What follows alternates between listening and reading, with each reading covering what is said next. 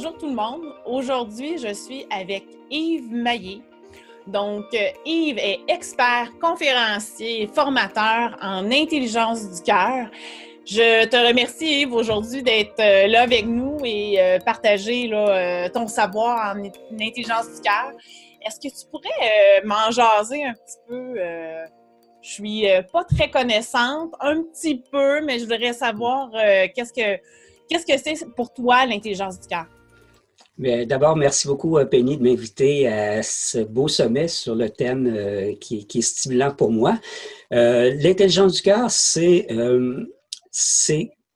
d'abord, il faut définir le cœur. Souvent, le cœur, on l'associe aux émotions. Hein. Beaucoup les gens, et quand on parle du cœur, on parle beaucoup du niveau émotionnel.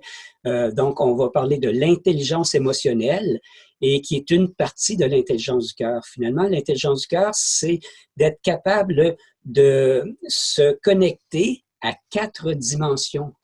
La première des dimensions, c'est, pour moi, le cœur, c'est plus vaste que ça. C'est relié au bouddhisme, au zen. J'enseigne la méditation zen. Et le cœur, pour eux, c'est la sagesse. Donc, c'est la partie intuitive, c'est la connexion verticale qui me permet d'accéder à la dimension sacrée ou d'intelligence à l'intérieur de moi, qui est au-delà des jugements, des conditionnements qu'on a reçus dans le passé et des jugements qu'on porte sur soi, pour avoir une vision claire de soi d'abord, et ensuite des autres et de la vie. Deuxième connexion, c'est la connexion dans son corps. Donc, le cœur, c'est la vivance aussi. C'est un beau mot. J'ai étudié avec Jacques Salomé la communication relationnelle.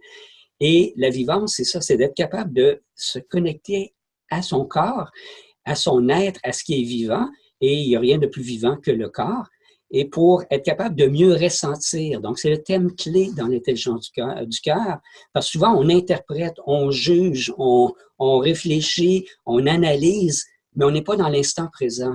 Et le but de l'intelligence du cœur, c'est de connecter cette intelligence-là du moment présent, verticalement, et ensuite horizontalement, d'être capable de s'ouvrir, donc ouvrir son cœur, pour être en mesure de mieux recevoir l'autre.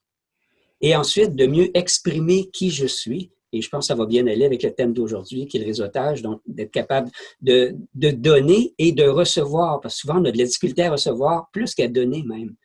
Alors, je pense qu'on pourrait le résumer, on pourrait en parler longtemps, mais en courte introduction, je pense que ça situe bien, de façon imagée, les 4 dimensions et le ressentir surtout, sans jugement, donc beaucoup avec bienveillance aussi. Je trouve ça génial parce que c'est vraiment là où on a un virement sociétal au niveau de l'intelligence du cœur, l'intelligence émotionnelle. Et justement, en réseautage et réseauter autrement, pour moi, ça me parle beaucoup, l'intelligence du cœur. Pour toi, réseauter autrement, ça signifie quoi? Alors, je dois avouer que tu m'as fait réfléchir sur ce thème-là. Et j'ai adoré cette réflexion-là parce que je suis, par mon expérience, j'ai été déçu du réseautage que j'ai vécu jusqu'à maintenant. Et j'ai toujours espoir de découvrir une meilleure façon de réseauter. Ça n'a pas toujours été le cas. Il y a eu de belles rencontres. Mais pour moi, réseauter autrement, c'est au-delà de qu'est-ce que tu fais dans la vie et qu'est-ce que moi que je fais que je peux t'intéresser toi. Oui. Alors ça, c'est le réseautage qui me plaît pas. Le faire et l'avoir. C'est avoir des contacts, faire des contacts. Oui, effectivement. Dans ce cas, c'est l'être. Alors l'être, c'est quoi? C'est d'entrer en relation. D'abord en relation avec soi pour être dans la clarté de qu'est-ce que j'ai à offrir qui a de la valeur. Donc, de reconnaître ma valeur, encore l'intelligence du cœur, c'est un des thèmes. Et ensuite, comment présenter ce que je suis sans que ça soit un baratin qui est déjà préformaté et que ça vienne justement de l'authenticité, un autre thème de l'intelligence du cœur, qui fait en sorte que je peux tisser des liens. Pour moi, c'est ça, le réseauter autrement, c'est d'être capable de tisser des liens au lieu de juste faire des contacts. En faire des contacts, on peut avoir une grande liste de contacts, mais c'est pas suffisant à mon sens. Et réseauter autrement, je souhaite qu'on puisse développer de plus en plus dans notre société cette capacité de nouer des liens qui vont enrichir notre vie dans plusieurs dimensions, Et je sais que tu en es consciente, j'ai vu ton site Internet et tu partages, je pense, cette vision-là d'enrichissement collectif de l'humain. Oui, tout à fait. Pour moi, c'est très important au niveau du réseautage. En fait, c'est la connexion à soi, de bien se connaître.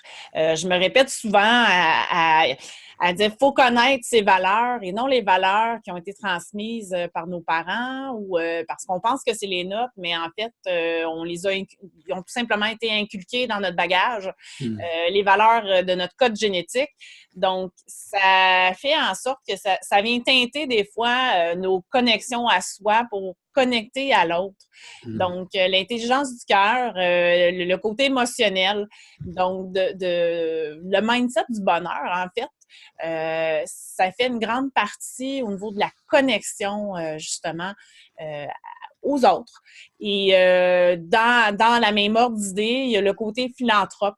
Dans un contexte qu'on est, dans le fond, local ou mondial, on a accès à des réseaux sociaux, à des plateformes qui nous permettent, comme celle-ci, de jaser, même si on est loin un de l'autre, et justement véhiculer ce qu'on a à partager comme message. Donc, le côté philanthrope, en quoi c'est important pour toi dans un contexte de réseautage? Bien, la philanthropie, pour moi, c'est le don de soi. C'est sûr que on peut être philanthrope si on a une fortune, puis c'est légitime de partager cette fortune-là, que sinon on va mourir avec, puis on va juste la léguer à nos héritiers. Puis des fois, on veut léguer à plus grand que notre petit entourage, notre petit réseau familial. Donc, c'est le don de soi, mais pas juste justement au niveau financier. C'est le don de soi, et tu l'as bien mentionné, il faut connaître sa valeur. Il faut connaître, oui, ses valeurs, mais aussi sa valeur pour être capable, ensuite, lorsque j'ai reconnu ma valeur, que j'ai le goût de la partager, quelque chose qui est beau, on a juste le goût de le partager. Un bon restaurant, un film, n'importe quoi, on en parle à tout le monde. C'est du réseautage, finalement. Oui, Alors oui, là, tout à fait. on va parler de ce qui est beau à l'intérieur de soi, mais pas dans le sens d'essayer de se vendre, mais c'est un partage. Hein. Le don de soi, c'est un partage. Ça rayonne de soi. On n'est pas obligé de parler beaucoup de soi pour être dans le don de soi. Et souvent, ma frustration, ça on pourrait dire, c'est ça, dans les réseautages plus communs, c'est que les gens parlent souvent de eux, mais ils sont pas dans juste être eux-mêmes, tout simplement.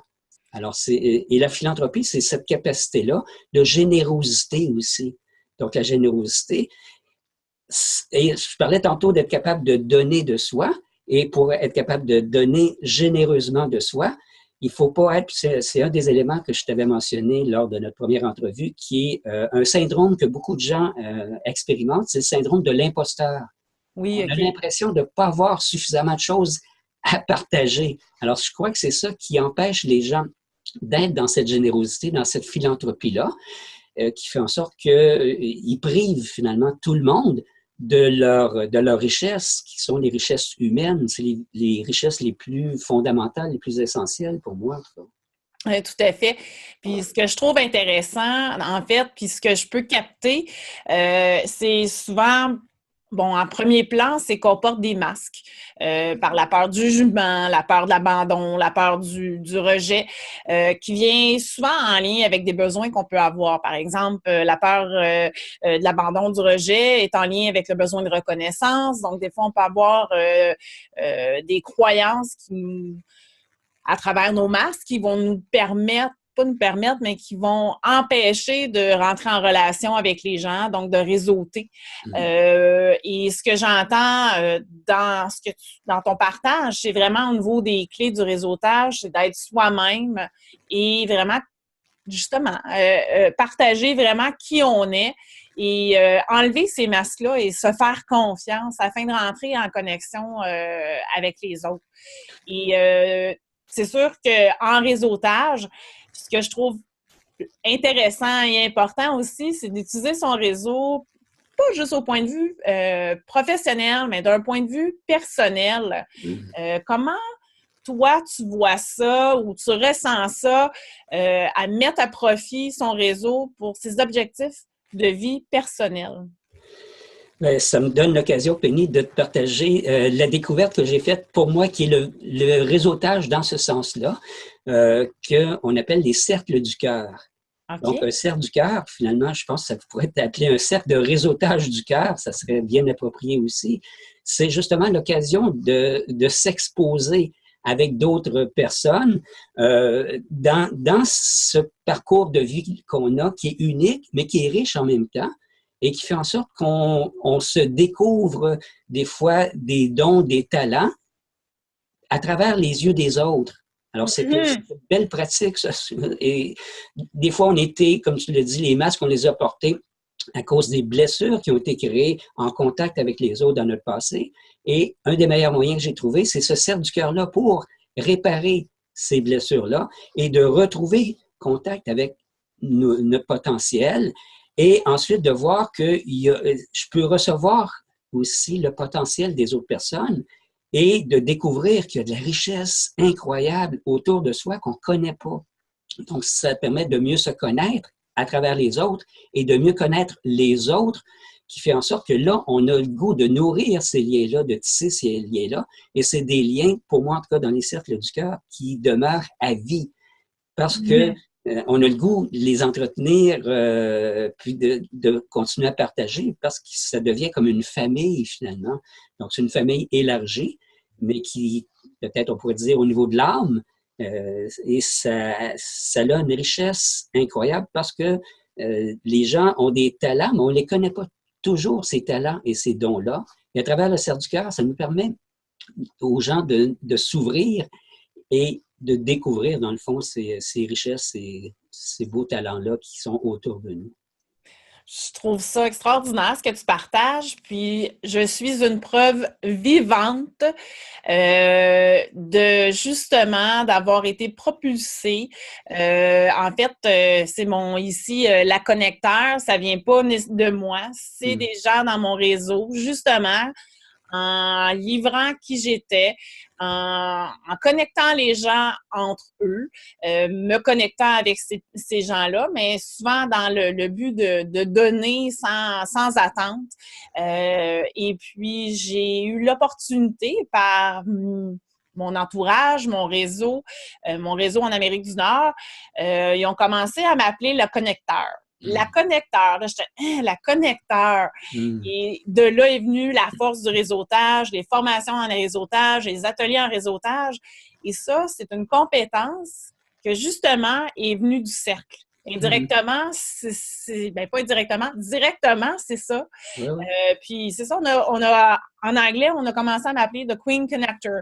Donc, c'est vraiment super fort, la force du réseau, justement, parce que eux, ils nous voient avec des yeux que nous, on ne se voit pas. Donc, ça permet justement de cibler des belles compétences, des connaissances et voir, en fait, ce que les gens, leur perception, leur carte du monde, comment ils nous voient. Ça nous aide justement à mieux se voir. Donc, je trouve ça super intéressant. Et en fait, comment on pourrait appliquer l'intelligence du cœur pour développer des compétences en lien avec le réseautage? Ben, le plus grand problème, on parlait de l'imposteur, tantôt le syndrome de l'imposteur, c'est de réaliser la somme, la quantité de jugements qu'on porte sur soi qui sont dévalorisants. Alors, c'est la première étape, c'est l'étape du nettoyage, on pourrait dire, de conscientisation. Et lorsqu'on a conscientisé, ensuite, on peut choisir. Pour moi, c'est le plus grand cadeau qu'on a reçu en tant qu'être humain, de choisir. Est-ce que je continue à garder ces pensées-là qui sont, dans le fond, irrationnelles, qui sont fausses, irréelles, ou est-ce que je choisis de regarder avec un regard neuf et peut-être avec l'aide d'autres personnes, comme on vient de mentionner, cette valeur-là, donc de recommencer à tous les jours, parce que se connaître, c'est pas quelque chose de définitif, c'est pas comme notre carte d'identité ou notre permis de conduire. En se connaître, c'est pas savoir notre nom, notre date de naissance, où on est né, ce qu'on aime, ce qu'on n'aime pas. C'est beaucoup plus profond que ça. Et d'entreprendre une démarche de connaissance de soi, c'est fondamental si on veut offrir quelque chose de valeur. Et pour y arriver, il faut d'abord cesser les jugements sur soi, parce que là, on fausse la perception de soi. Et ensuite, de commencer à reconnaître. On parle de connaissance de soi, mais la connaissance commence par la reconnaissance. Donc, reconnaissance, c'est quotidiennement, parce qu'on oublie, l'être humain oublie souvent sa faculté. Alors, il faut se rappeler constamment. Donc, de ne pas rester dans l'isolement, c'est ça le fait d'être en contact aussi, comme tu mentionnais, Penny, avec d'autres personnes. Ça me rappelle que, ah, oui, c'est vrai, j'avais oublié que je suis une connecteur. Moi, mon terme, c'est communiqueur. J'ai appelé mon entreprise l'Académie Communiqueur. Donc, j'ai besoin d'autres personnes pour me rappeler, ah oui, c'est vrai. Sinon, on rentre dans le quotidien, puis on est dans le train-train, puis comme tout le monde, on a plein de petites choses à régler, comme aller au garage, aller faire les courses ou s'occuper des enfants. Mais dans ces capacités de relation avec les autres, qui est le troisième élément pour moi, c'est de nourrir cette facette-là et oser offrir le meilleur de soi, quitte à ce que les autres refusent, parce qu'on ne peut pas plaire à tout le monde, mais au moins, on fait connaître nos couleurs et éventuellement, il va y avoir des liens qui vont se tisser parce que c'est normal. Il n'y a pas des affinités aussi avec tout le monde, mais éventuellement, à force d'offrir, mais ça va résonner chez les gens. Et pour moi, la résonance, c'est ça aussi l'intelligence du cœur, c'est d'apprendre à ressentir, à raisonner, non pas raisonner avec la raison, mais raisonner avec son cœur. Et c'est une pratique qui doit se faire aussi au quotidien, qui passe à travers le corps. J'enseigne le yoga, j'enseigne la méditation, donc connecter avec soi, bien manger, faire de l'activité physique, prendre soin de sa santé aussi. C'est des éléments pour moi qui sont gagnants dans ce sens-là. Oui, effectivement, d'être en cohérence, ce que je pourrais dire, c'est tête, cœur et corps. Donc, d'avoir un équilibre de vie dans ces trois sphères-là, ça nous permet justement d'être donner le meilleur de soi-même parce qu'on sait donner le meilleur de soi à soi-même. Donc, avant tout, donc l'amour de soi, ce que je trouve super intéressant. Donc, si on avait à... Je dis si on avait, mais si tu avais un ou deux conseils à donner aux gens sur le réseautage, qu'est-ce que ça serait? Bien, je pars de mon expérience. Je dirais aux gens d'abord de chercher un réseau qui résonne. Hein? Il y a un réseau résonne avec soi, au lieu de chercher à réseauter n'importe où, n'importe quand, n'importe comment, qui risque d'être décevant, puis là, on se retire de cette compétence-là qui est utile et qui est essentielle même. Donc, entrer dans cette capacité que je viens de mentionner. Et qu'est-ce que je pourrais donner comme autre conseil? C'est d'avoir l'humilité d'oser partager ce qu'on est.